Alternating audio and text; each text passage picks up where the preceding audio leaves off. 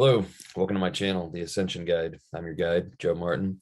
Today we're going to do a podcast with a good friend and philosopher, James Jenko. So we're going to talk today a little bit about climate change and get a little bit different perspective than you may normally hear in the mainstream. So we're going to talk a little bit about how philosophy ties into all this. And obviously there is a overarching agenda behind all the climate change and everything else going on. So maybe we can touch on that a little bit too. So without further ado, James, go ahead, take it away, introduce yourself and what we're talking about.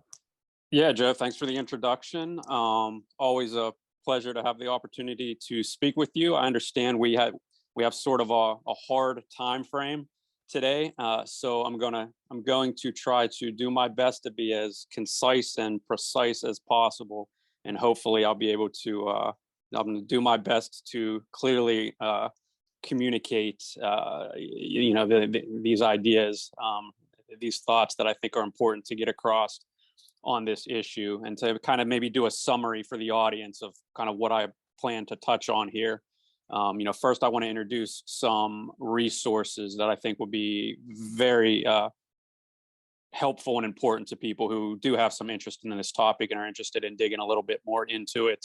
I want to discuss the connection or the importance of philosophy to even a subject like climate change, and why what I would call philosophical thinking is so important to understand and to apply when we're thinking about these complex issues. And what's nice about that is, even if somebody isn't necessarily interested in learning about climate change, these lessons easily extrapolate out to any other topic that you would want to kind of try to make sense of, information and the world. So I think that will be helpful. I definitely want to go into some detail on this topic of this word experts that we hear so often when we talk about this subject. And then finally, if time allows, I really like to tackle two of what I think are the biggest misconceptions on this topic that I think is just kind of eye-opening to most people when they first kind of grasp it and understand that. So I think that would kind of be important. So if stop me if I'm rambling or going on too far. Sure.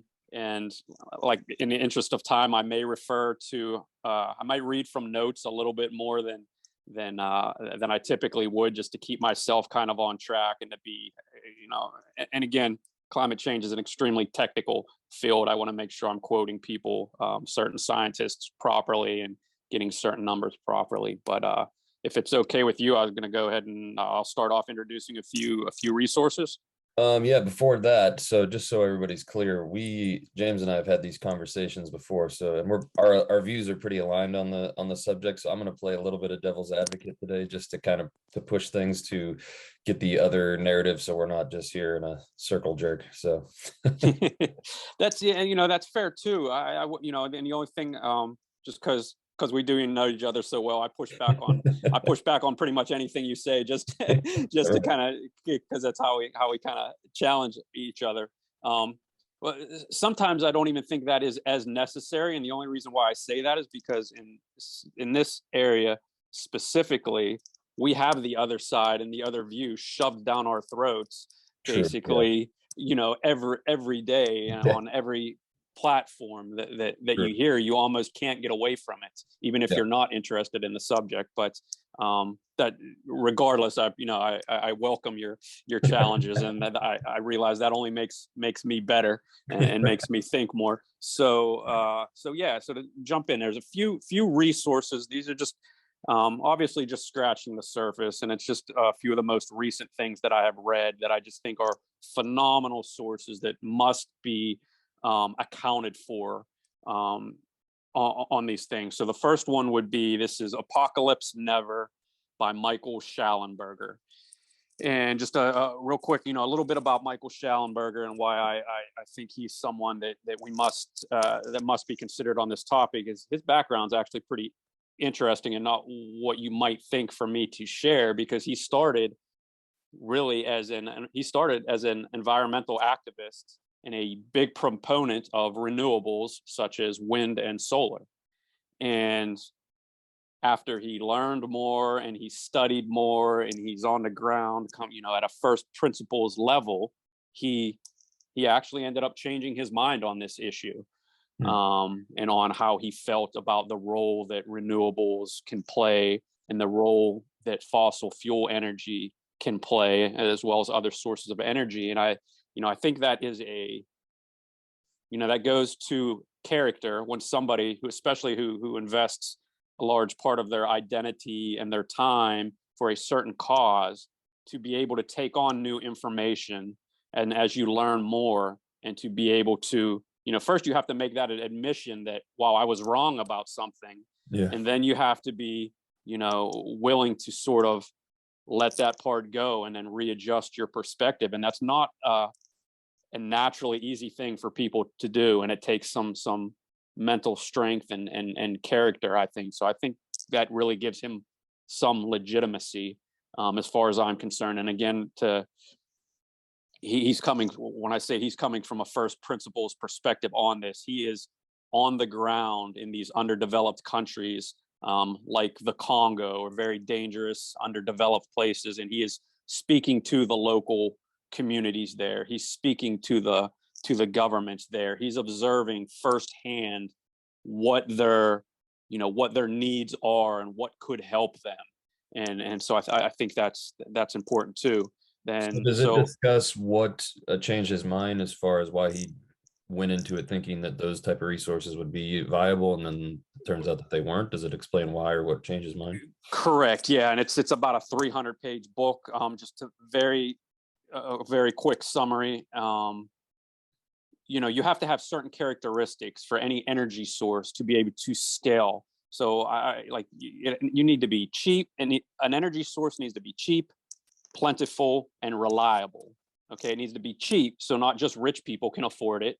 It needs to be plentiful, because we have over 8 billion people on the planet, and it needs to be reliable. You can't run hospital machines, or you don't want to be flying in an airplane with an unreliable source of energy. And even an extra one on there is, there's another characteristic, versatile, I think is the right word to use. So certain energy sources, just on how the energy is converted and the strength and the density, and it's very scientifically technical, but you can't run certain machines, or certain bigger machines, or certain airplanes on certain forms of energy. So essentially, wind and solar are neither cheap nor reliable sources of energy, which has made it is literally impossible at our current state to just simply replace them with fossil fuels energy. It can't be done. And then you have to consider the fact that these renewables are, kind of ironic, are solely dependent on fossil fuel energy to begin with, everything from manufacturing to backing them up. So, Germany is a perfect example of this. You could research the largest case study in the world where they tried to convert to solar, and then a new term that came out of that was energy poverty, because it was so expensive, and they had to have all of this backed up by coal plants, in order to back up the unreliable energy for them. So yeah, I hope that answered your question there. Yeah, and so from what I understand, one of the problems with solar wind energy is that, like you said, you're obviously waiting for the sun or the wind to be out. So nighttime or on a non-windy day, you're not producing energy. But the other part of that is, when there is an excess of sun or wind, you have to have a place to store that energy as well. So correct, that takes batteries and all these other type of things. So that's why it's not cost efficient. It's not as easy as just putting up a windmill and it's powering a city. It's not exactly how it works. So just correct. And to your point, and that, because of that, you have to build two completely separate energy infrastructures, because you have to have the infrastructure of the wind or the solar itself, but then you still also have to have all of the infrastructure of the energy that has to back up that infrastructure. So that also adds to the cost. But to your point there, yeah. So, and then so the next resource here is a book called Unsettled by Steve Koonin, who is actually he was the former Undersecretary for Science for the U.S. Department of Energy under the Obama administration. And it's a phenomenal book. This is the most technical as far as getting right down to all the, you're going to have plenty of charts and graphs and the specific science. And he's coming from, again, first principles, the firsthand research data. He's going to reference so that you can, what are those first principles resources? You're going to get all of that in this book. And it is, I think it's great because it's extremely technical and you can get a feeling for how complex and technical and nuanced these things are, but it's not so much so that you can't read it and sort of grasp what it is. And again, you get some great resources from that. So I think it's also important to point out, because when we have these kind of conversations, it always turns into a political thing, or these right-wing climate change deniers, or it's a certain political party that has these things. And neither one of these first two sources could be by any stretch of the imagination considered right-wing. So I just are politically motivated in that way. So I just want to put that out there. Schallenberger actually just ran for mayor of California as an independent, and he's a lifelong Democrat and liberal thinker. And Steve Koonin served under the Obama administration, so I think that's important. And then for my final resource, before we move on to that one, the unsettled. So I'm assuming that's referencing the settled science that climate change is happening and real, right? Is that? Yeah, we're definitely going to get into that. The settled science and the scientific consensus, and all experts agree.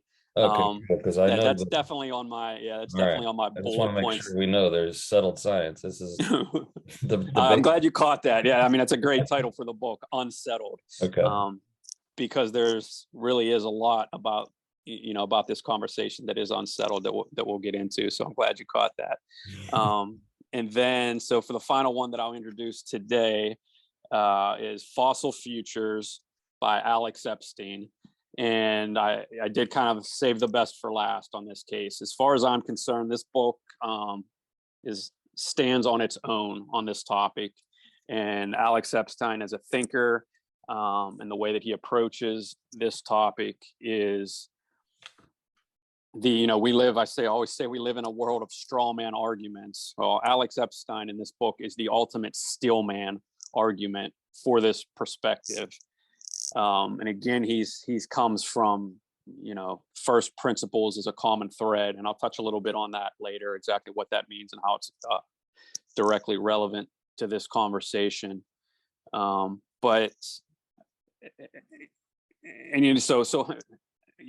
thing that he points out actually in this book is that sometimes sharing the right resource with the right person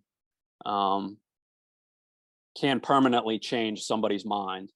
So I'm kind of hopeful that, by sharing those resources, if the right person picks them up and kind of actually starts to look into this, that it can permanently change somebody's mind. And another thing that Alex Epstein, often says, which I think will lead us into the next part of the discussion here, and the connection between philosophy and these kind of subjects, the point he makes is energy, specifically fossil fuels, is the most important industry because it is the industry that fuels every other industry. Like, there is no agricultural industry, there is no public transportation industry, there is no medical industry, there is no manufacturing industry at scale the way that we need it without the energy to fuel all of those things. And in the same respect, I always say that philosophy is the most important subject because it is the subject that fuels the way that we think about and approach every other subject, and the way that we make sense of information and make sense of the world. And, if you start from a flawed philosophy or premise, every idea that you build on top of that faulty foundation is going to continue to get more and more flawed. when when you get to the top. So I just think that's so important. Yeah. So what in his book stood out to you as far as, because where was your mind at before you started investigating this topic? Were you with more of what the mainstream has to say about it, where we're 10 years away from the world ending, just like we've been for the last 50 years? Or were you more on the other side of the argument? Was your opinion swayed in any way by what you read? Well, hopefully this will go to some credibility to myself as a philosophical thinker, because I did not have a strong opinion about any of it, because I didn't understand any of it, and I knew I hadn't heard out the steel man issues on both sides of the issue. So I went into it wanting to understand more. As someone I am a lover of nature.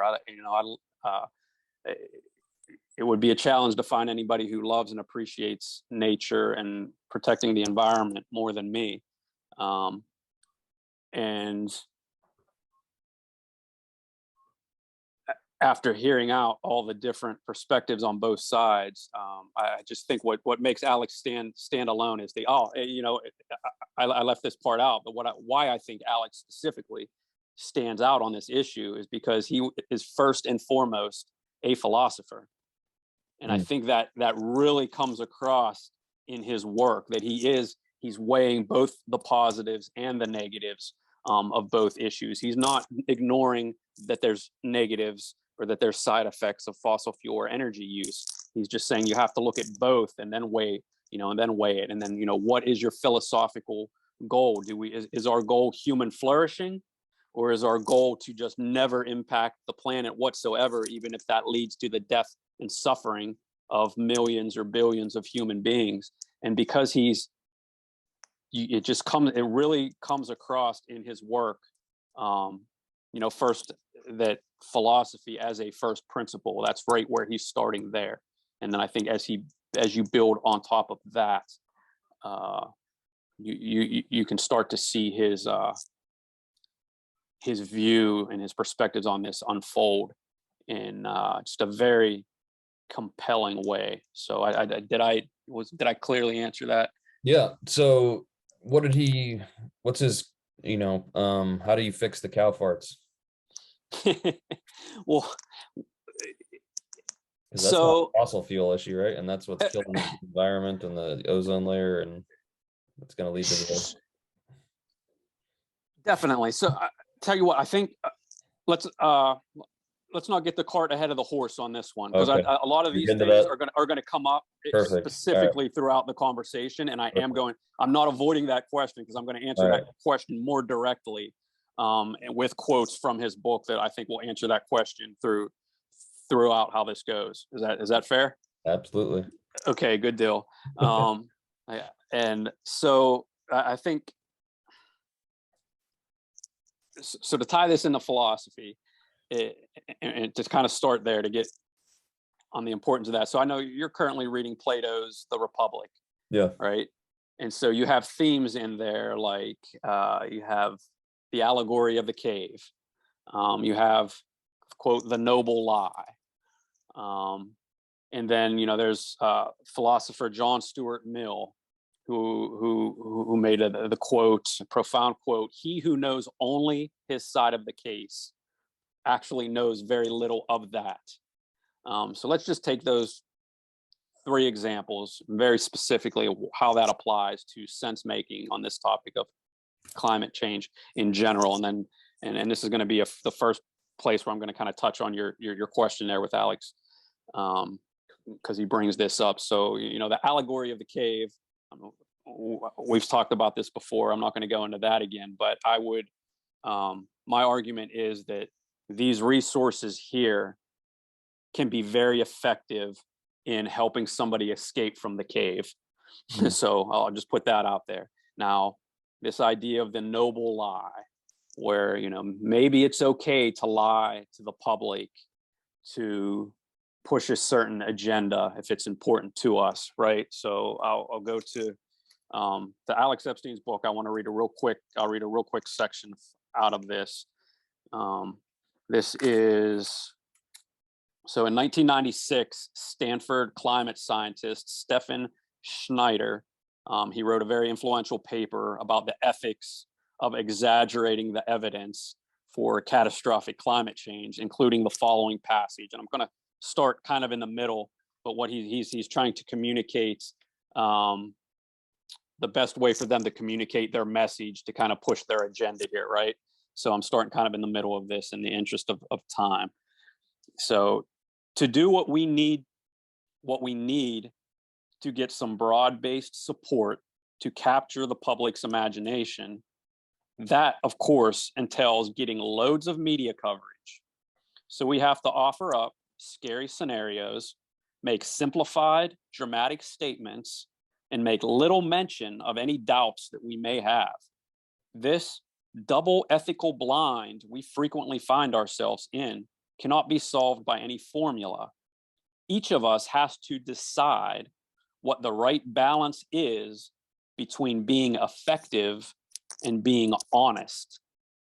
So that's right from the horse's mouth. That is not a scientific problem. That is a philosophical problem. And you know, and another, and that's an excerpt shared from Alex Epstein's Fossil Future book there. Because what's interesting that a lot of people don't realize about this topic is that when you really do get down to the best and the brightest and the most serious thinkers on this topic, there really is very little debate about most of the science, quote, the science on this topic. Yeah, there is some, but not nearly as much as most people think. At the core, at the heart of this issue and this debate, it is a philosophical one. And that is a perfect, you know, that's a perfect example of the noble lie playing out there. And to the John Stuart Mill quote that I referred to there about, you know, if you know only your side of the case, you actually don't know it. Anybody who has strong views on this topic and has not read and studied and understand Alex Epstein's perspective on this, I will make the assertion that you know little of anything on this topic, because you couldn't possibly have considered, you know, you obviously haven't considered these perspectives and how they relate, you know, to your current framework. So that's all built on a foundation of philosophy to start things out there. And then I'll pause there if you have any questions. And then the next thing I kind of wanted to go into is regarding this idea of experts. Yeah. Just watch your mic. You keep hitting your zipper and it's making like a clacky. Oh, shoot. All right. Yeah. Thank you. But so what do you're saying the philosophical issue is either zero impact on the environment, whether that's positive or negative, or we put humans first type of thing. So is that the philosophical issue, or is there somewhere in between where it's like we can do both, or what do you think the philosophical issue is there? Yeah, so it's, you know, it's a combination of things. So just for example, that like the noble lie is one, you know, is it okay to lie to push our agenda? So scientists out there that think that it is okay to lie and exaggerate that if they want a certain agenda there. So that's a philosophical one. Now, more to your point, to the core of this issue, yes, you're right on point there where you're going with this. There is one philosophy that any impact, regardless of whether it improves the planets or whether it improves the lives of human beings, any impact is bad on nature, or is, quote, unnatural, is bad. There's the, you know, it's a philosophical idea that there are way too many human beings on the planet, and that the planet would be a much better place with much less human beings on the planet. For example, Paul Ehrlich, who is one of the most longest standing, most influential voices on this environmental, anti-energy, anti-fossil fuel side of this debate, he wrote the book, The Population Bomb. And warning that population is an issue, and that and actually pushing for less energy for people. And these people, in their own words, again, I want to push that point home, that if people believe there are far too many human beings on the planet and we need far less human beings, it would be dangerously naive to think that philosophical and that they can play God sort of in order to control that. To think that doesn't come into play with the certain policies that they are trying to push through, and through their ideological views. You'd have to be dangerously naive. Like, I don't want anybody who would be happy if myself and billions of other people were eliminated from the planet dictating policies on when it comes to energy. Well, what about those who say that, you say playing God by not, allowing them the opportunity to get into those resources? Well, what about the opposite side of that, where you're playing God by creating those resources, and now you're making perhaps an unnatural balance within the world? So maybe that's the unnatural thing, is that we're creating an unnatural balance instead of letting nature take its due course and only letting people survive in survivable areas and not where it's not supposed to be survivable.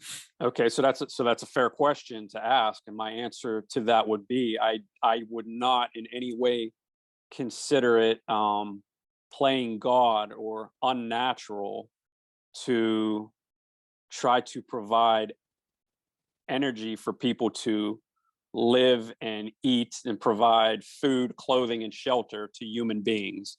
I don't see that as the equivalent of playing God, in a point where you're saying, I'm going to intentionally restrict energy from a certain amount of people. And yes, they're going to suffer and die at a very young age. But because I have this certain worldview, that's okay. I think there's a false equivalency there between wanting to feed human beings and allow them to live comfortably with, again, just food, clothing, and shelter, and the other one. So I think it's I would call a false equivalency on that one. Yeah, I just see, I mean, I'm playing devil's advocate here, like I said, Yep. but if you have, we've talked about this before, an area like Las Vegas. Las Vegas is a completely unnatural environment. People shouldn't live there. It's a desert. And so deserts don't have natural resources. They're deserts for a reason. That's why most people don't live in deserts. So, and obviously we've created a completely different environment there artificially. So is that good or bad? Is that impact? Now we're creating places where more people can exist, which in theory is good, but also if there is that balance, and the earth knows what that natural balance is, and that's why they have these places that are desolate and you don't live in those places, because it keeps that natural balance, then how would you say that is what we would be doing be natural by creating more? So yeah, so I would just take a couple issues with with the word natural. And again, this is great, because this is exactly where the root of this conversation takes place. And notice, these are not scientific like number. This isn't like CO2 is 0.04% of the atmosphere. This is the core of this argument. So I'm glad you're bringing these up. Like, this is the philosophical debate right here, where it happens. So I personally, from my philosophy, I think it is amazing and positive that we are able to adapt to our environment, and places that were completely unlivable at one point in time, we are now have the ability for human beings to explore and to move to different areas, and to be able to flourish in areas that were impossible before. I think of that as a net positive. And let me be clear. I know you know this, but more for the audience. I'm very adamant about always saying every idea can go too far on either in either direction until it hits diminishing returns and becomes counterproductive. So I'm not saying that we just go extreme and that we are irresponsible about the way that we do these things. And hopefully, some more of what I'm going to draw out is how these things are actually making the, in my opinion, in my view, and I think I can demonstrate it fairly convincingly, is making the Earth and the planet better. A key word that you mentioned there is this quote natural, and there is a somewhat of a, not from you personally, but an obsession with this natural word that from most of these environmentalists and anti-fossil fuel and anti-energy policies, which is what drives this, why it's an anti-impact ideology, because any impact that man makes on Earth is quote unnatural, therefore it must be bad. I don't buy into that at all. I would say Alex Epstein in a 430-page book is going to do a much better nuanced way than what I'm going to have the opportunity to do here today. But I don't see just unimpacted natural environment unimpacted by man is necessarily the highest good. And again, that's just a philosophical question. It comes down to it. So, All right. Are you good on that? We got like 7.5 minutes before Zoom kicks us off for this first half. So we'll have to, if we want, is this a good stopping point? We can, or do you want to? Let me hit. So there's 7.5 minutes. Yeah. I think I can get through the first part of X. So there's kind of 3 bullet points on experts that I can get through, and then we'll pause there. Sound good? Cool. Yep. All right. So on experts, and first I want to, but so I'm not misunderstood. I think taking into account the opinions of experts or of the various expert research literature and the various opinions on any given field is extremely important. So I don't want to portray that I'm saying that, just ignore what all the experts say. That's not what I'm trying to get across. But there are a lot of misconceptions when it comes to what we call so-called experts on this issue. And so first of all, it's kind of interesting. The main point that I want to make is that there is no such thing as an expert on climate change and in the full scope of what that means. Okay, it doesn't exist.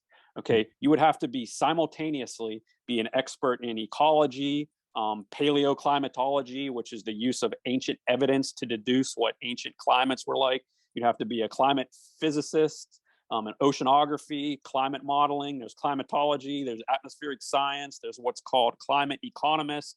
Then you would have to be an expert on every energy source that affects that climate, nuclear energy, fossil fuel energy, wind, solar, hydro, fracking, et cetera, et cetera. And then to further analyze the impact of all those things on society in a way that you could properly weigh cost-benefit questions that affect billions of people across the planet, you would have to be an expert in the agricultural industry, public transportation, medical industry, and on and on and on. So my only point here is that there is no such thing as a climate change expert in the full scope of what that means. And so that's why I think we actually need more generalist thinkers who can kind of take everything into account and sort of zoom out and see the big picture. To this point, very specifically to this point, to kind of wrap up this part before we take a pause here. It's highly unlikely that an atmospheric scientist is going to understand the impact of a specific policy that is going to prevent premature babies that are born in the Gambia from being able to survive because they don't have energy to run incubators in their machine. So there's often, a big disconnect between an expert in a very specific narrow field, and they're often equally as ignorant of every other field outside of it that is affected and connected to their very narrow field. So that's one place where I think people get into a lot of trouble. They just say, "Oh, he's an he's a climatologist. Therefore, let's listen to him on policies that are affecting billions of people and thousands of industries, across the planet. But when the news tells me that experts say and 90% of X or Y, are you telling me that's not real? That's where we're going to pick up after the short pause here on the important distinction between designated experts and then the various experts' opinions and literature in every given field. So I think that'll where are we at time wise? We right about like there. 4 minutes. So we still have 4 minutes left. yeah. Okay, I went through that first part relatively quickly there. Let's see, might be able to go through this second point here. I'll tell you what, let's take a pause because I don't want to get stuck in the middle of a sentence there on that. Yeah, cool. All right, we'll take a quick pause. We'll be right back. All right, we are back. We were talking about experts. So where are we at there? Yeah, so then the second point that I wanted to bring up is perfectly in line with your question before we cut off there. And the experts that you may hear on TV or that are put out by certain political organizations or whatever it may be. And there is a big difference between, apologize here for the pause. So there's a very important distinction between the various expert firsthand research literature and the various opinions and a quote designated expert is a word that Alex uses in his book there. And the way that I would define a designated expert for people is simply somebody who has been propped up by some politicians or some specific organization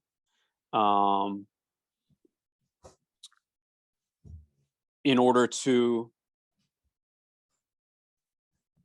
speak on behalf of an entire field in order to influence public opinion. And that's back to that quote from the book earlier that you were saying from Stanford. So you create the... Yes, precisely. And there's many problems with that, but I'll tackle one at a time here. So, the quote designated experts, again, it's important to understand it just from the beginning. These are people who are being put in place by very specific either politicians or organizations who have special interest or who have their own interest in common as far as what they want to portray to the public and how they want to influence public opinion. And there is a world of difference between a designated expert and, again, all the various thoughts and ideas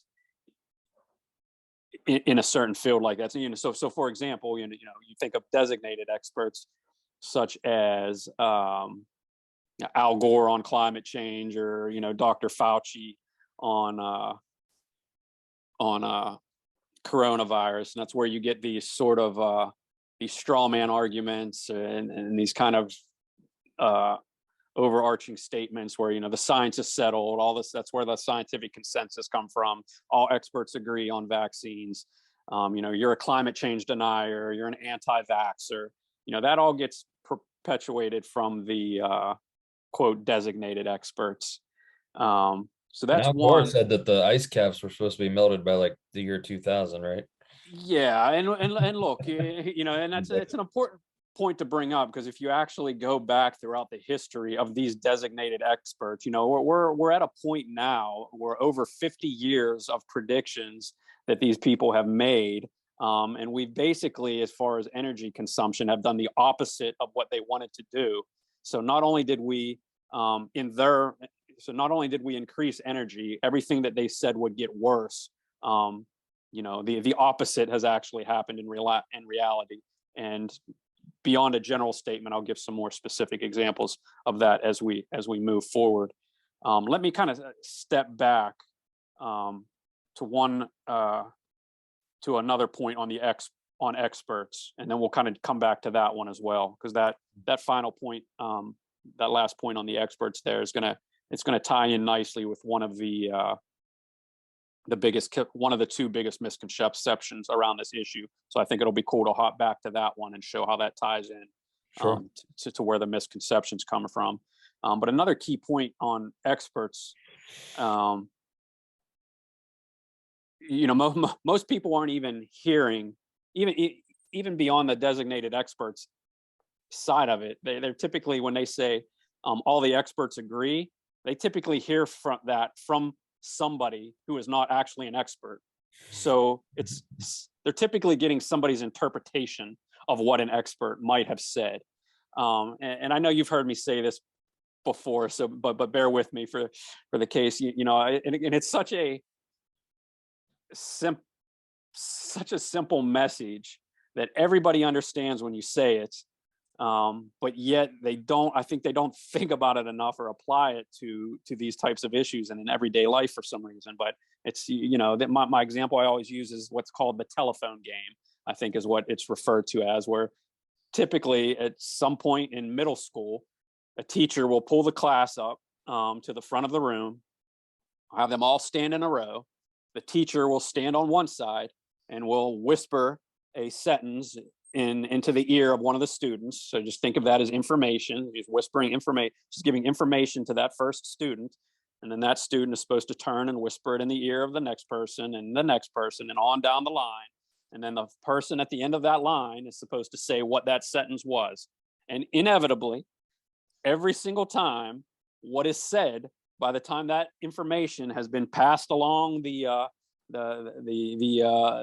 information stream, so to speak, is something completely different than what the information that the teacher originally put forth. Now, that is such an important lesson to learn, and I'm going to directly how that, that's directly related to this issue in kind of two different ways. One is something that you've heard me refer to several times already, is this idea of first principles thinking. So Elon Musk describes first principles thinking as you boil things down to the most fundamental truth that you can imagine, and then you reason up from there.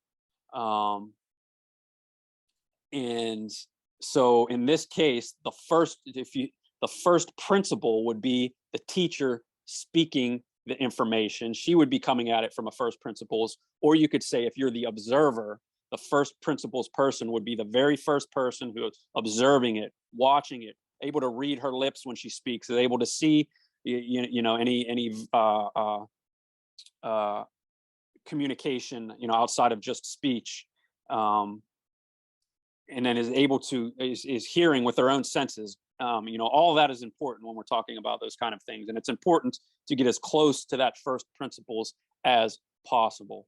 So, as obvious as that is, now let me explain how that directly relates and is a direct problem in this issue of climate change. And this was actually laid out very well in the Steve Koonin book that I referenced at the beginning here, because the way that this information, so we talk about experts, and there you have the first principles, often complex, dense, very long,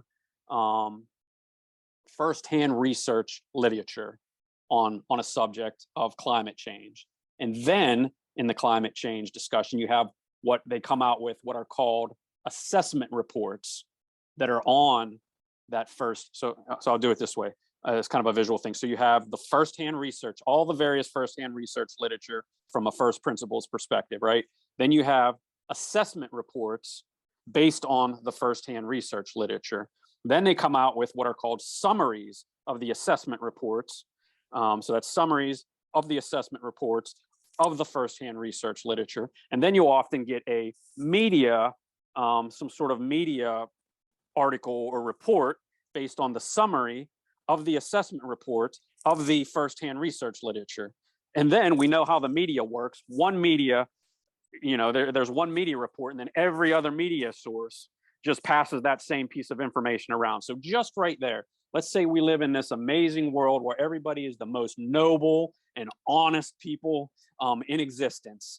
Even if that were the case, which we all know it's not, there's way too much by the time this gets filtered through the entire information stream, to expect that there's not going to be, there's just human error, misunderstandings, misrepresentations, miscommunication, all those kind of things come into a factor. And again, that's if everybody's the most noble and honest and isn't trying to push some political agenda and isn't worried about funding for their specific departments. And the problem with the general public conversation is that these conversations don't even start typically until they're at this media circular. So, and look, and I'll be critical of both sides on this issue. As far as the general population and with these media reports, it's all nonsense. Like the arguments are over complete nonsense by the time it gets out here and reported in the media. And I mean, anybody who has been paying attention understands how the media distorts and lies and just gets things dead wrong on all of those issues. So I think that's just, if nothing else, I think that's such a powerful statement, is for people to have a little bit of humility and maybe not be so confident that they know exactly what is going on or exactly what, quote, the science says, and maybe don't, take up strong activist positions unless you've seriously done your due diligence, because that, in my opinion, is how so often people with very good intentions, often the solutions to the problems end up being way worse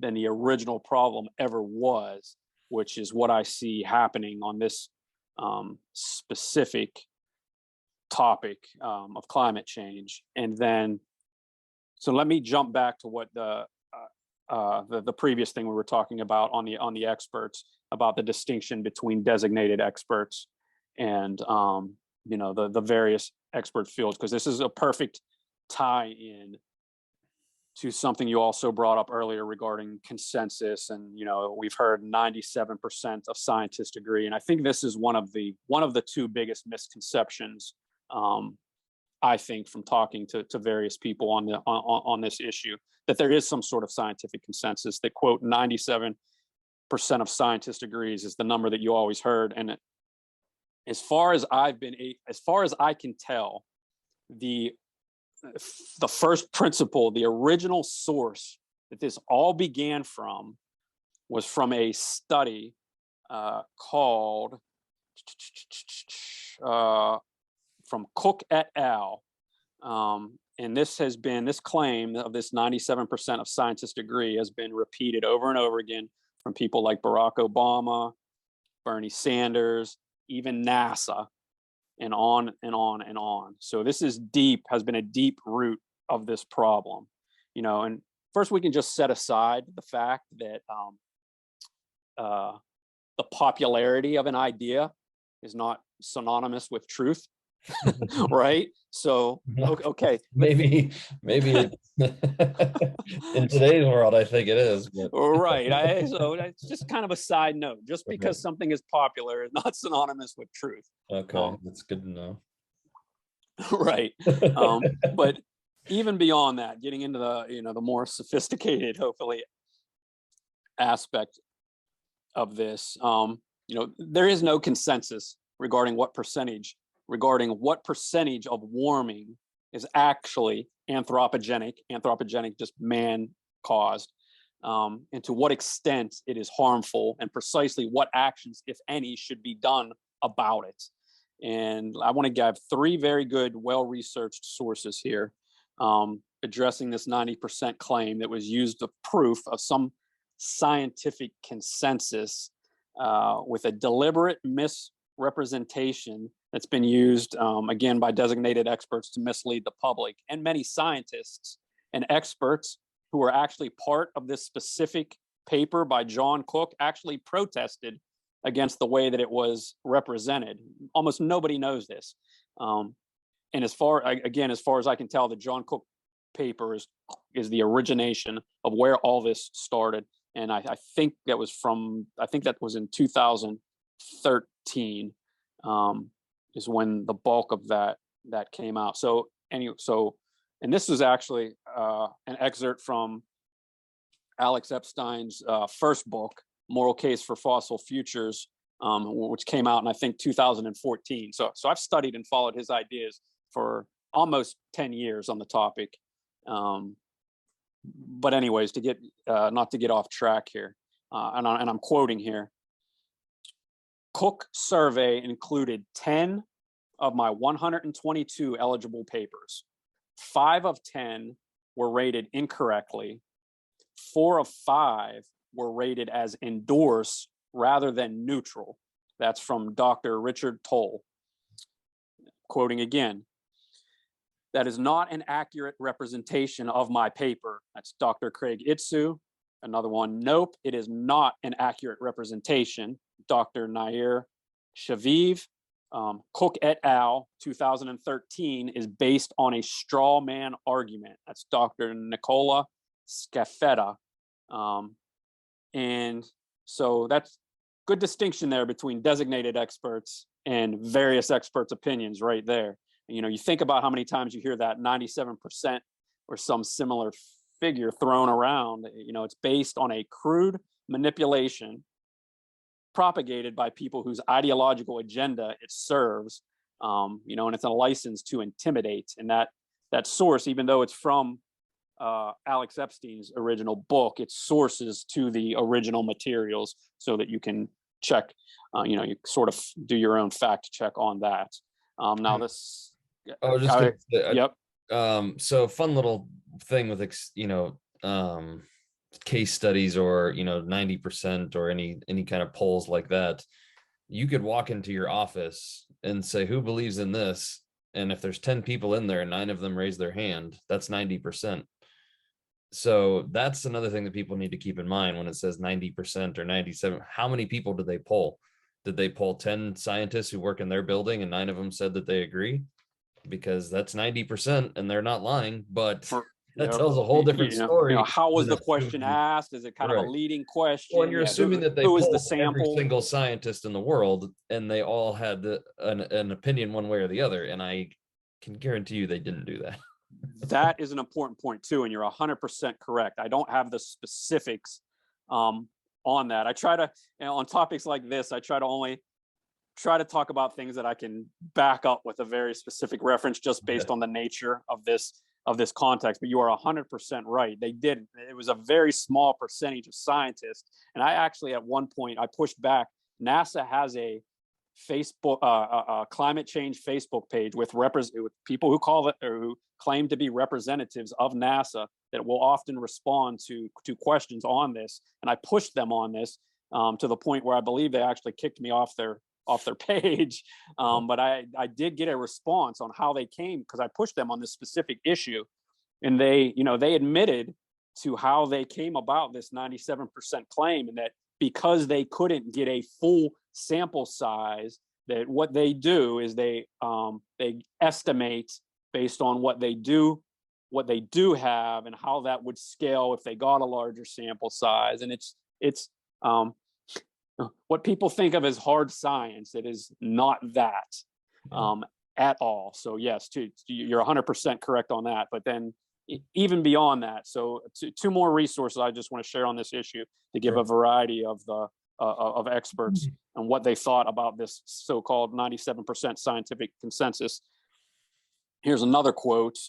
Probably the most widely repeated claim in the debate over global warming is that 97% of scientists agree that climate change is man-made and dangerous. This is not only false, but its presence in the debate is an insult to science. The purported proof of such a consensus consists in sloppy research by non-scientists, college students, and a highly partisan Australian blogger. This is from the book, Why Scientists Disagree About Global Warming. And the 3 authors of that book are Craig Itso, PhD, a climatologist. He's one of the world's leading experts on the effects of carbon dioxide on plant and animal life, and is the chairman of the Center for the Study of Carbon Dioxide and Global Change. Also co-author Robert Carter, PhD, a geologist and environmental scientist. Also author of the book Climate Change, The Counter Consensus, And the third author there is Fred Singer, PhD, a physicist and chairman of the Science and Environmental Policy Project. And then my third point, not to beat a dead horse here, but I want to make a third source I want to share. And I'm quoting again: the purpose of the 97% claim lies in the psychological sciences, not in climate science. A 97% consensus claim is merely a social proof, a powerful psychological motivator intended to make the public comply with the herd, to not be the odd man out. Deconstruction of these surveys show that there is no 97% consensus on human-caused global warming as claimed in these studies. None of these studies indicate any agreement with a catastrophic view of human-caused global warming. That is a quote from an organization called Friends of Science that include multiple different Earth and atmospheric scientists. So anytime you hear somebody claim this consensus, this 97% number, or all the experts at this point agree on all of these issues,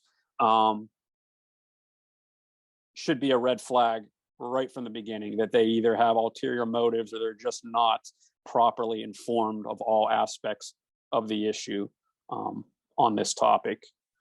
So is your stance that climate change is not real? It's not a real thing? That global warming is not real? Or because if you look at the Time magazine covers from every decade, they tell you that it's global warming or cooling, or so it has to be real, right? If it's in the media. So this is fun, and this is, another thing that you learn, I think, in Philip and from studying philosophy, and specifically how to think on a philosophical level, is the term straw man argument, which is basically a weak misrepresentation of somebody's argument, just because it's easy to, defeat that type of argument. So when people say climate change denier, or they don't think climate change is real, I always find that sort of funny, because I've never met any serious person on any sides of this issue who has said that the climate doesn't change. Who is out there saying the climate doesn't change? Nobody is saying that the climate is some consistent thing. So right from the foundation, you're starting on, not you personally, but I know you're representing an argument there, but right from the foundation, anybody who starts off a conversation that way is not serious in any way, or does not have any serious understanding on this.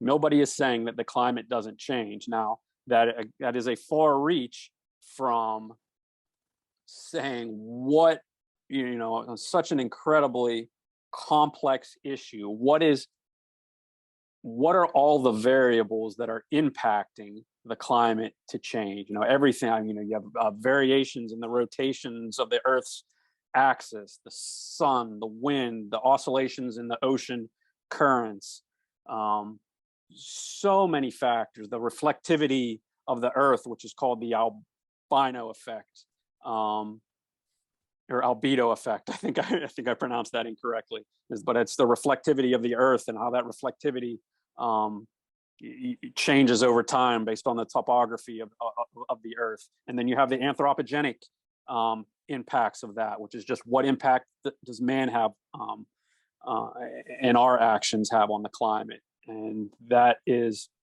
that's where the nuances and where the real discussions, come into. Not, he's a climate change denier. And then, even if you want, it's almost impossible to completely understand all of that complex system, and then trying to come up with solutions that affect billions of people on a lot of assumptions made about this complex system is just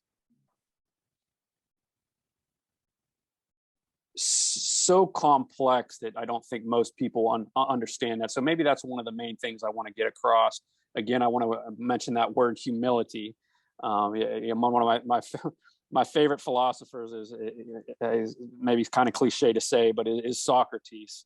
And he was more than willing to admit his ignorance of the world, but it was only when he began to expose the ignorance of everybody else that he got himself in trouble. And I want people to be more aware of their ignorance on this subjects and subjects like it, so that they're not so confident in pushing certain policies and certain voting for certain politicians that have the potential to do great harm to a great amount of people. So You still haven't addressed cow farts, man. I have no I have no opinion on the cow farts.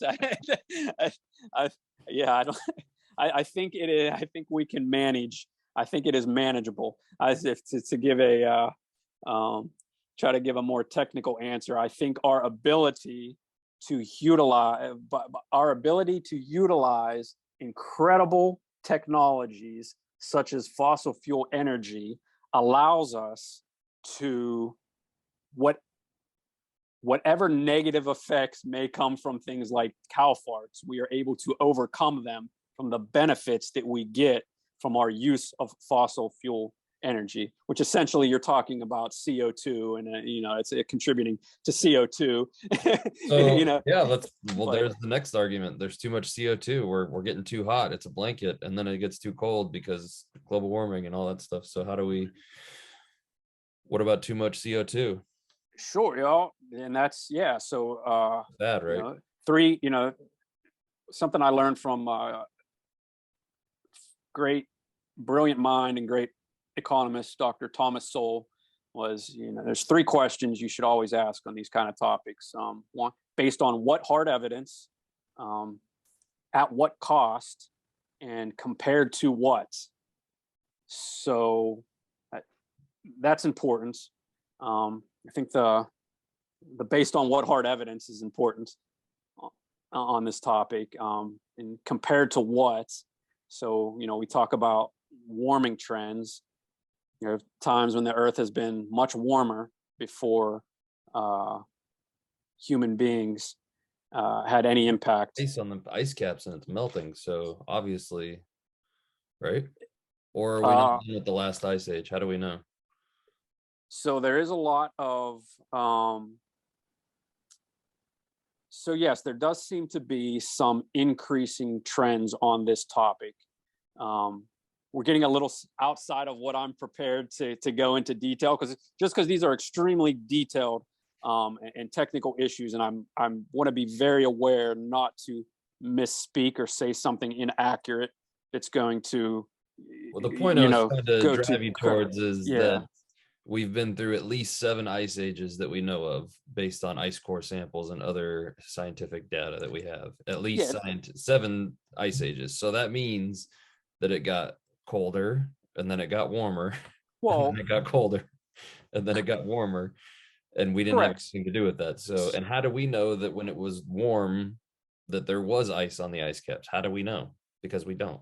And that hubris sometimes is what I think gets the scientific, well, at least the scientific consensus is in trouble. Sure. So, so to your point, yes, the earth always goes through these cycles. The claim is that we are increasing that to a degree. It's not even the claim from the, it's not even really claims from the firsthand research literature. Another interesting thing about the firsthand research literature and how some of these are worded, and how the experts on the front lines of this even word some of these things. And this is another thing that's interesting from that Steve Koonin does a good job of laying out, like specifically to an IPCC study. They will rank certain probabilities of what they. So, for example, it's like sea level rise is going to be catastrophic. I'm just using that as a general example of something like something that you might hear. So if that's a claim, and then what they do on each one of these topics is they rank them low confidence, medium confidence, and high confidence. Now, have you ever heard that before? Low confidence, medium confidence, high confidence? No, I mean, I've heard in general, not specifically. Well, yeah, I mean, like specifically to the climate change. Nobody's ever even heard of that, and I mean, never even knows that's a thing. So right there, you're missing the full context of the information. When we talk about, because a lot of those issues, they will bring up an issue, and if it's ranked, we have low confidence that we are sure of this, or we have like that. That's pretty important. There's a wide gap between low confidence and high confidence on these issues. And if you don't even know what that confidence is, you're already missing the context. So what my point to, in response to your concern there is, there is no clear evidence that shows that the gradual warming that we are seeing is going to have a catastrophic effect. CO2 is literally plant food. There's and I would argue you too. That's what I was and it has led to a global greening has been affected and benefited from the increase of CO2 in the environment. The two biggest causes of climate related deaths two of the biggest are extreme cold temperatures and extreme warm temperatures. There's more deaths from extreme cold temperatures than extreme warm temperatures. So increasing the temperature to a few degrees is a net effect, not just on human beings being able to survive, being able to live in environments that they can survive at better, but also is benefiting the plants, which benefit, you're benefiting the planet there. And I want to be clear on this, that there is no evidence that the trend is so catastrophic that we're unable to adapt to it. And just another little technical caveat that is interesting, on this topic of CO2 and warming, is that it's interesting the way that the global warming is measured and the way that warming effect actually takes place, because it's not evenly distributed. Like like when the climate warms, it's not, like a perfect, and what actually happens is that it's actually in the colder environments that the temperature rises. So it's not even like if you have an extremely miserable high climate area that those temperatures are rising at the same rate as the colder temperatures. So that's another positive aspect of warming. And then it's like, what are this is the more philosophical thinking of it. It's like, well, we have to weigh your cost benefits. Even if we say that we don't want to contribute to any warming whatsoever, what is the purpose of that? Because I'm confident in that billions of people will die if we eliminate fossil fuel energy use, even though that may negate any man-made warming to the environment. Now, you take the flip side of that. If we are contributing to some warming, what is contributing to that warming in our energy and specifically fossil fuel use is allowing us to overcome the negative impacts of that. For example, food, clothing, shelter, air conditioning, heating systems, water purification systems, et cetera, et cetera. So you're able to outweigh the cost benefit when you're looking at both the positives and the negatives. That's just kind of a deeper level of thinking. That's getting a little bit more beyond just the superficial aspect of it. So I hope I didn't ramble there too much, and I answered your question. Yeah, no, that's good. We got about 6.5 minutes left. I didn't know, did you cover what you wanted to cover, or do you want to start another? Can we do just one? Because I think you'll appreciate this. Can we do one last segment just to knock out what I think is the second biggest misconception on this issue? And because that's actually going to touch on some different things that I may not have answered directly for you as well. Okay. Throughout what we've talked about so far, and I think that'll be a good place to wrap up. Is that okay? I want to be respectful of your time. I got all the time in the world today, so let me end this and do a quick pause, and then we'll pick it back up. Cool. All right, we're back, and we were just picking up. You had some couple last things you wanted to tie everything together here, so yeah. And Again, I appreciate you've been generous with your time, so I appreciate it. I always enjoy the opportunity to talk to you and let me get some of this out about some of these issues. And I think this is going to be a great, hopefully, a valuable final segment here to discuss. Because again, I think so. We talked about the one main misconception is that surrounding the scientific consensus, and then this is, I think, a big one here. Watch your zipper. You're Oh yeah, thank you for bringing that up. I'm gonna fold that down. yeah. Hopefully that eliminates that. Yeah. So, and this is going to touch on some of the things that you've kind of mentioned, and some concerns and some good questions that you've asked throughout here, that if I didn't give you a perfect answer to them, I think this will kind of surmise my philosophy on some of these issues, specifically regarding natural, our natural environment, kind of living in balance and with nature and the environment and that kind of thing. And I think the biggest misconception that is that this idea that we are somehow given a naturally safe and clean environment that we are making dirty and unsafe through things like fossil fuel use. And I think that is a backwards framework to start from.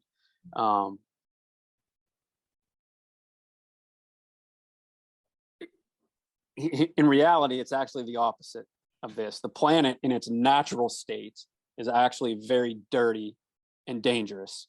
But what we have been able to do is to continually make it cleaner and safer, particularly because of our use of fossil fuel energy and the food, clothing, shelter, clean water, cleaner air, compared to previously used energy sources, and on that fossil fuels has been able to provide to billions of people. And you just think about living, let's say 300 years ago.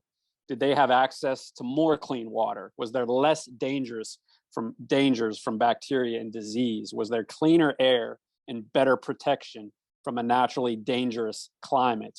The answer is demonstrably no to all of those questions. And keep in mind, the average life expectancy was somewhere around 30 years old back then. What we have done is we have literally reduced naturally dangerous climate-related deaths by over 98%. And that is a real demonstrated number since these records have been kept, because I know and this has only been possible to everything that we've been able to utilize from fossil fuel energy, mainly cheap, affordable, and plentiful food, clothing, and shelter that protects us from things like extreme cold and heat, and that allow us for protection from from a naturally dangerous planet. And an interesting thing here, according to the International Energy Agency, the number of people without access to electricity has recently fell to below 1 billion people for the first time ever. Now, if you're coming from a human flourishing perspective as your main goal, that is fantastic and positive news. And this is really interesting. This is a great piece of information right at the first principles that should be out there much more than it is. So this is from an EPA study, the Environmental Protection Agency, right from them, okay? The United States is a world leader in clean air. The EPA reports that air pollution, measured in aggregate emissions of the 6 main pollutants listed in the Federal Clean Air Act, has declined by almost 75% since 1970. Now, what's even more remarkable, air pollution fell while the economy grew by more than 260%, vehicle miles traveled rose by almost 200%, and population and energy consumption increased. It's from EPA 2018, 2018 study from the U.S. leads the world in clean air: the case for environmental optimism, by Kathleen Hartnett White and Brent Bennett, PhD.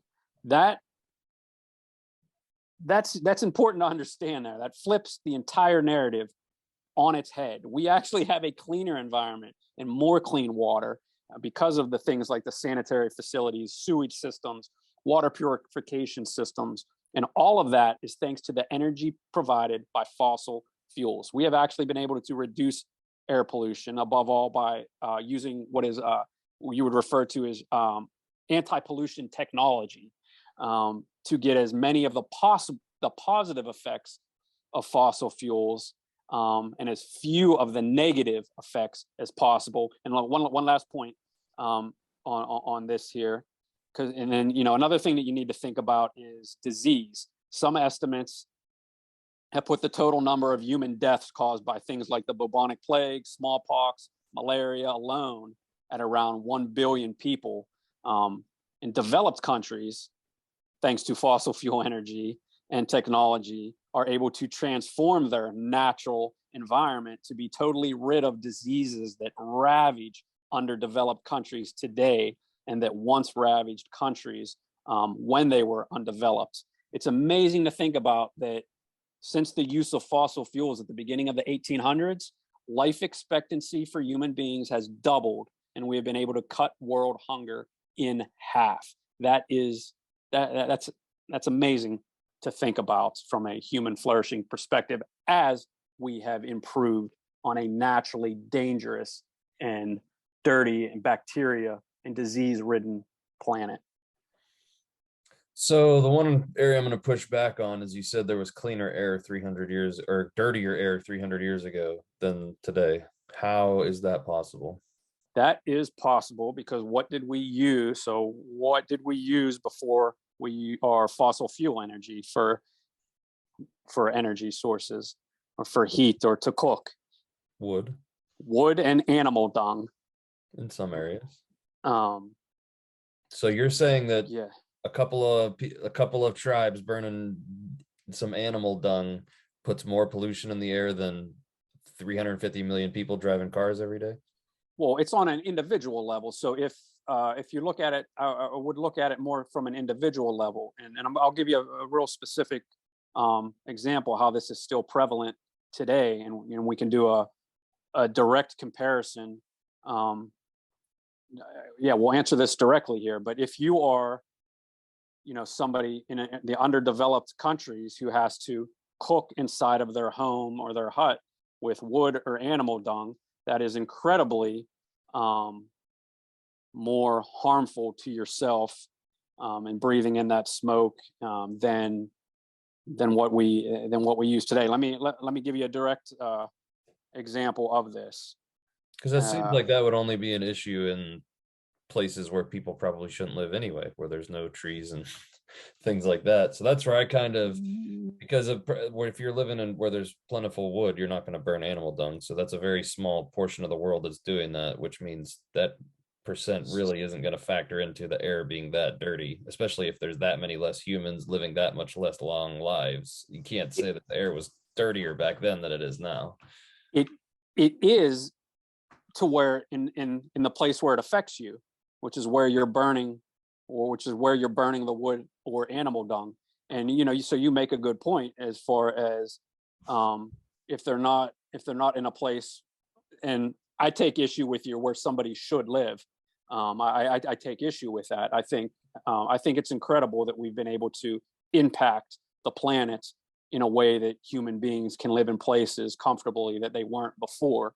And if you're burning animal dung, it's because trees probably aren't an abundant resource, so maybe not the best, most habitable place on Earth. Right, neither one of them. Well, neither one.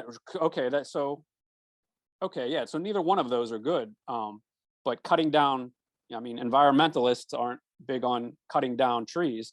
Would you rather have to continue cutting down for it? And you can see places like this. It's kind of funny when you can compare places who are solely using wood and need trees for energy and for different applications versus places who are utilizing fossil fuel energy. And I'm going to give a great illustration of here shortly of how the difference is between those two. There's a very, I think if people come at this from a analytical, pragmatic perspective and put their preconceived notions aside, that you will come to the conclusion that fossil fuel use is far less impactful in a negative way on the environment than even cutting down trees as well. Now, maybe let me back up. Maybe that's a bold assertion, because I there's a agree lot. with you for the most part. My pushback, Yeah. I would say, since the Industrial Revolution, we are cleaner air, but I Well, don't yeah, I was going by see 300 from 300. Yeah, I was at about a 300 Okay, year mark. maybe that's where we were just. I think there. So that's fair. The But Industrial the Revolution was about 800, 1800s, right? correct. Correct. Yeah. Okay. That's I'll fair. give you post-industrial revolution that our air is 100%. I'd say even, I mean, just where we live in Pennsylvania, when I grew up in California, I used to see pictures of Pennsylvania and I was like, I don't ever want to go there. It looks disgusting. And then I came here and it's like a totally different place than I had ever thought it was. Right, because we've been able to use the energy to improve, all those That's, anti-pollution yeah. technologies. But the point I want to make to kind of not even counter your point, but just to add a piece of nuance there. Again, so you brought up the concern about, we're not on a worldwide scale, it wasn't creating as much pollution, but where it was much more concentrated to when you're using these burning wood or dung. So either one, let's just say, even wood. Let me give you a better. Let me read 3 examples here that I think illustrate this very well on this end. And it always pops into my mind when I hear people talking about we need to get back to living more naturally and more in harmony with nature. And that sometimes people's idea of that living naturally in harmony with nature isn't what I think they are picturing when they say that. So I'll read three short excerpts here. And then I want to give the contrast to that on what fossil fuels has been able to improve this. So these are excerpts from Alex Epstein's book, but but anyways, here, let me quote this. So the more, quote, natural way of heating shelters requires individuals indoors breathe in amounts of smoke and fumes that are far greater than today's world's worst outdoor air pollution. Having an open fire in your kitchen is like burning 400 cigarettes an hour, one is pointed out by one researcher. And household air pollution is still the largest single health risk factor for Indian women and girls. Breathing fumes from an open fire is rampant in the unempowered world today, and literally billions of people live this way. 2 more examples I want to give of this living naturally in harmony with nature. Again, throughout history and in the unempowered world today, predators have been a massive threat to our bodies and to our food. For example, energy and environmental expert Michael Schallenberger shares that when he visited the Democratic Republic of Congo, many people we interviewed were upset about baboons and elephants from nearby Virunga National Park, a protected area for wildlife, raiding their crops. Given the widespread hunger and poverty, losing your crops to wild animals is devastating. I was told that one woman was so upset about losing her crops to an elephant that she died of a heart attack the next day. And a chimpanzee had recently killed a 2-year-old boy. Final point here. Today, in the unempowered world, many die from diseases that emerge from poor sanitary conditions. According to the World Health Organization, 2 billion people lack basic sanitation, such as toilets, and an estimated 10% of the world's population consumes food irrigated by wastewater. Diarrhea alone kills roughly 432,000 people annually. And I just don't think that's most people's idea of what they think of the lifestyle that they're envisioning when they say, let's live naturally and in harmony with nature, because there's some examples of where that is happening. And if I can show, I have a great, and this is my final point on this, to show the contrast. So let me show the contrast on that versus the opposite perspective. And this is a post that I made on my social media accounts a while ago. You're familiar with Ohio Pile, right? Yeah. For the people who aren't familiar, it's a beautiful country area, river, trails, mountain biking, hiking, just a beautiful out in nature, whitewater rafting I do up there. I absolutely love the environment. And I was sitting out there one day, just observing the river and just nature and taking it all in and just embracing the moments. And I wrote this: as a lover of nature, I'm sitting here enjoying this moment, thinking about how lucky I am to have been able to drive here in my vehicle thanks to fossil fuel energy. I'm thinking about how thankful I am that we don't have to cut down all these trees for heat to survive thanks to fossil fuels. I watch the rafters enjoying the rapids with their oil-based rafts and life jackets. I watch the mountain bikers with their bikes made from oil-based materials. I'm thankful that I don't have to drink water from the river shared by animals. Thanks to my comfortable and protective oil-based shoes and clothing, it's a safe and enjoyable walk to get clean water and an inexpensive lunch. This all thanks to the agricultural and transportation industries, only made possible and affordable on a large scale thanks to fossil fuel energy. Thankfully, there are also sanitary facilities and sewage systems close by to help keep this beautiful environment as clean and bacteria-free as possible, again, thanks to fossil fuel energy. How amazing that we've been able to take this picture, or that I've been able to take this picture and communicate this message thanks to oil-based technologies. And how equally tragic is it that we have politicians and activists who literally want to haphazardly ban the most vital resource for the quality of life of human beings and prevent those in poor countries who desperately need cheap and reliable energy from getting it. And that is the contrast the distinction that I think needs to be understood when we're talking about that. I think that's powerful. So obviously we live in a world where you're either this or you're that, and there's no in between, which is hilarious at most times, but it's also tragic in most ways too.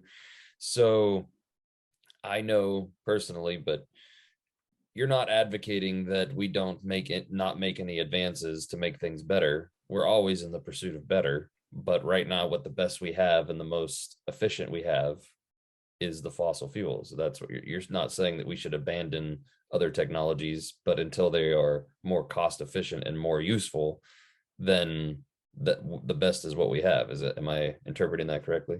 Or superior to, even there, I think you're heading in the right direction there, but even that starts off, correct me if I'm wrong, I don't want to misrepresent where that's coming from, but that is starting off from a framework that fossil fuels is inherently doing something negative to where we would want to replace it. Now, I agree with that. I agree with that. I'm just where I was saying, coming from is, yeah, the experts say that it's a finite resource. So when it runs out and we're using it more than we can replace it, or more than faster than it can replace itself, we have to figure out a better solution, right? Yeah, so that's a perfect question to ask there. And we talk about, and that's if you ask people what is that, let me make this point. Everything is finite. It is a question of timeline, is what is important. The sun is finite. The earth that we live on is finite. Everything is finite. So yes, fossil fuels, like everything that exists, is finite. The question is timeline, and that timeline, I don't have the specific numbers, but this is also something that Alex discusses, and sources to other sources to refer to, as far as where we kind of, I think when the average person hears like how many, and I actually had the opportunity to ask him this question on a he did a Q&A, and this is, I actually asked him this question directly. I was lucky to have his time for a moment, and I said this to him. When the average person hears we're going through whatever this number of barrels of oil per day, we sort of have no point of reference. It just sounds like this amazing number. Like, we're going to run out in the next couple of weeks if we keep at this pace. But it's because people aren't knowledgeable of exactly how much of these resources are available to us to utilize, that we have. So you have coal, oil, and natural gas. They're all a little bit differently. I'm going to stay away from specifics because I don't want to get something wrong. But let me just put it this way: we have a long timeline before these things are ever going to run out. And you can quote some of these designated experts that have been saying we're going to run out and being resort to cannibalism for the last 50 years. And what has happened is because we've been able to utilize our technology, we keep discovering more and more and more, and there's more than that we could have ever imagined. Now, with that being said, I do agree, it's not necessarily about being, and this is Alex's position as well, which I think goes to a nuanced, credible thinker. It's not about necessarily being like pro fossil fuels. It's about being pro whatever the best available energy source is. Yeah. But at this moment, fossil fuel energy is the only energy source right now that, and I'm not saying that this is the only energy source right now that we can use that gives us that cheap, plentiful, reliable, and versatile energy sources. And this is why the philosophy on this is so important, because you would think, like we brought up CO2 a few times, and that's always seems to be a big issue on it. So you would think that the people who want to, this just shows how disingenuous the argument is.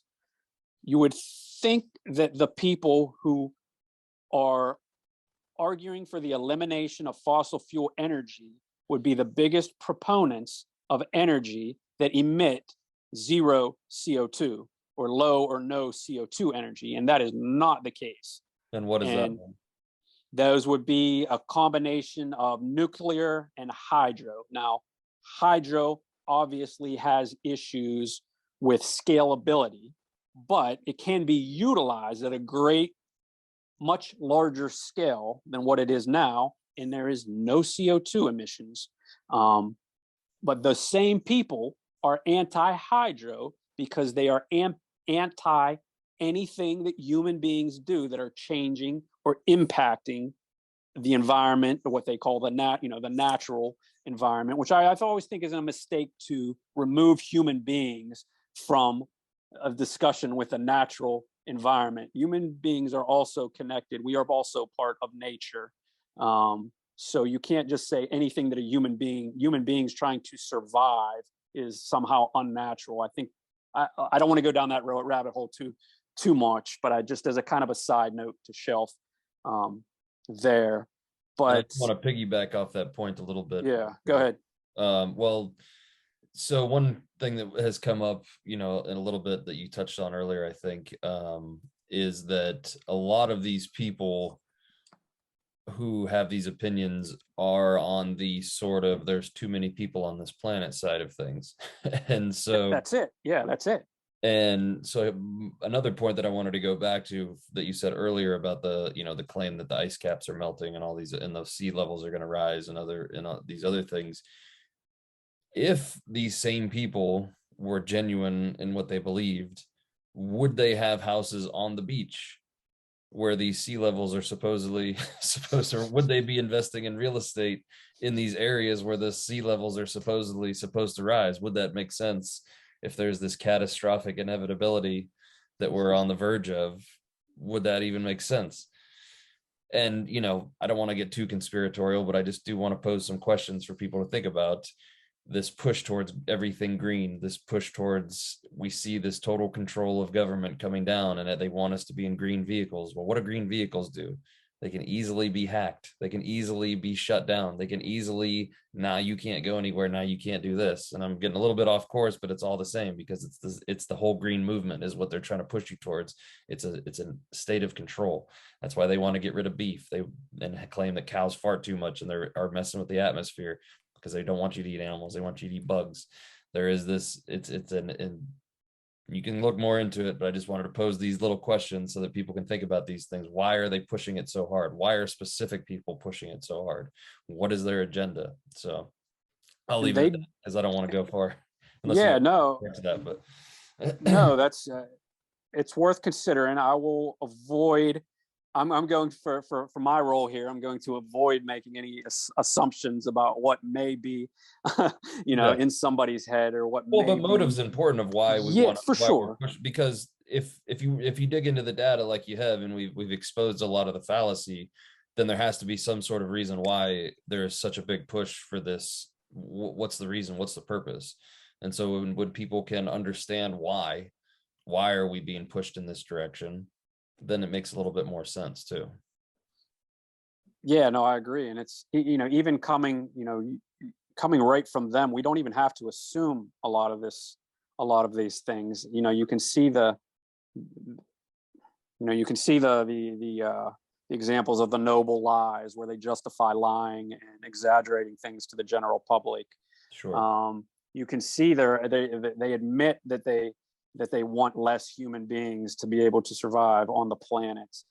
There are two quotes, man. I want to say it's another Paul Ehrlich quote right on this.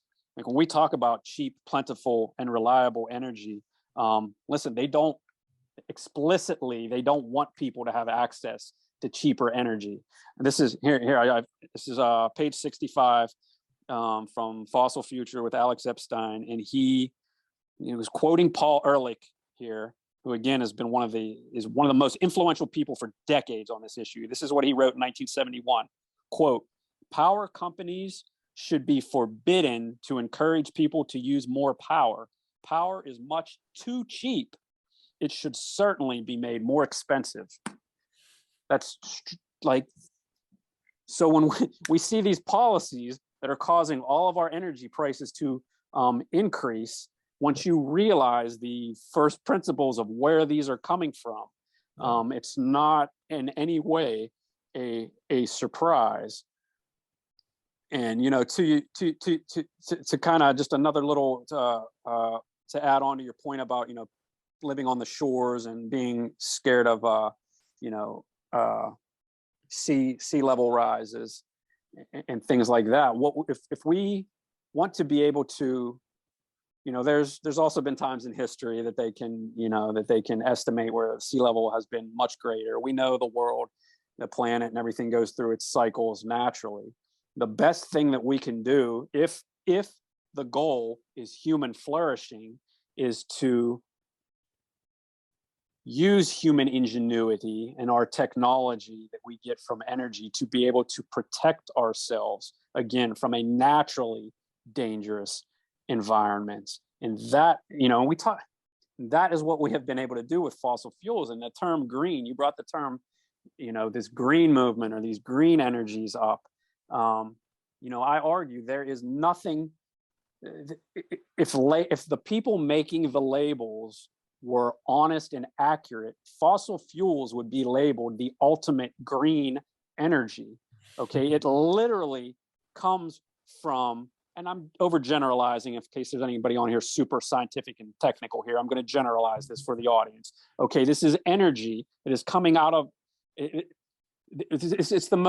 We are recycling, okay, dead plants, the energy that has been trapped for millions of years from dead plants and animals, and we are utilizing that energy, and using fossil fuels emits CO2, which is literally plant food. and we have used this to improve our environment, and global greening has increased. Fossil fuels is the real green energy, and nobody thinks of it that way. These the wind turbines, and these solar panels, the solar farms that you need to support a grid of billions of people is horrible for the environment. The mine materials, and all of these Well, things. that's So a that big one too. The battery, the mining. If you see some of these lithium mines, what they look like and what they're doing to the earth, you would not be so for the green movement. And right. I'm a huge proponent of us advancing forward in every way possible. And I like my mom, she has at their house, they have solar panels on their roof in California, and they offset their cost quite a bit. And so I think if we can move towards that, I know Tesla has new shingles that they're developing that are supposedly all solar panels that hook into it. So any way that we could offset, and even better to disconnect from the grid if we can, and be completely energy independent ourselves would be awesome. But the cost efficiency right now is just not. I mean, I looked into solar panels for my house and how much it would take me 30 years to pay back just what it costs to for the solar panels. So And the reliability, and don't uh, we can't forget about the reliability issue, and that idea intrigues me, and that can work on an individualistic right, but situation. not Like as I actually, it's the idea of, just like you said, moving off the grid, moving out in the middle of some beautiful wilderness along a lake somewhere, and having solar panels, and just kind of off the grid living is attractive to me and kind of my lifestyle, because I am a lover of nature, and that kind of thing. But it's not, so that can work in very small specific instances, but you can't have that energy is not realistic for operating large machinery, no, it at should be to scale for billions offset of what you people. use from the grid. Not it's never going to be able to completely replace, That's the so, key. yeah. That is the At key. least Yeah. at least where the technology stands at the point that it's at right now. And that's not true for every place. I know there are places that, I mean, especially in the summertime in certain areas, they can get enough to, especially if they have the right battery storage to get by, but it's not going to replace a grid that powers an entire city or anything like that at this point. And that's the issue. It can help offset, it can help to reduce the usage, I guess, that every individual has, but it's not going to be able to replace, especially like you said, those solar farms, and they're hideous too. I mean, they take up so much. I've seen some of these solar farms Yes. there's one, I want to say it's on the way to Ohio from here, but I think it's like a Ford plant or a Chevy plant or something like that, and it's all solar. But I mean, the amount of solar panels that they had to put in there, and I guarantee it doesn't power their entire plant. You talk about an eyesore on the environment. I think, Right. I hope I get this right, but it's something like, one nuclear, and we can come back to this, because I didn't make my second point, as far as the CO2 or alternatives that with no CO2. Nuclear is really, I think, the biggest one, and something that we should utilize and move towards far more than we are. But my point, why that kind of popped into my head when you were making that point, is like one solar farm takes up 450 times more land than what one nuclear plant would take up, not to mention all the fossil fuel use that goes into producing the solar panels and that whole process there. I think and again, nuclear, which is, contrary to popular belief, we're not going to have time to get into all the specifics on this, nuclear is the most safe energy source that we've ever had, and no CO, almost, I believe it's no CO, I want to be careful that I'm not misrepresenting, but almost no CO2 emissions that come from that. I think it's just water vapor that from cooling the way they cool the rods or whatever. I don't know. I'm not. Yeah. I'm That's not, why I'm trying to yeah. be. Yeah, we. I'm pretty sure you're right though, but we could be. So it's just another.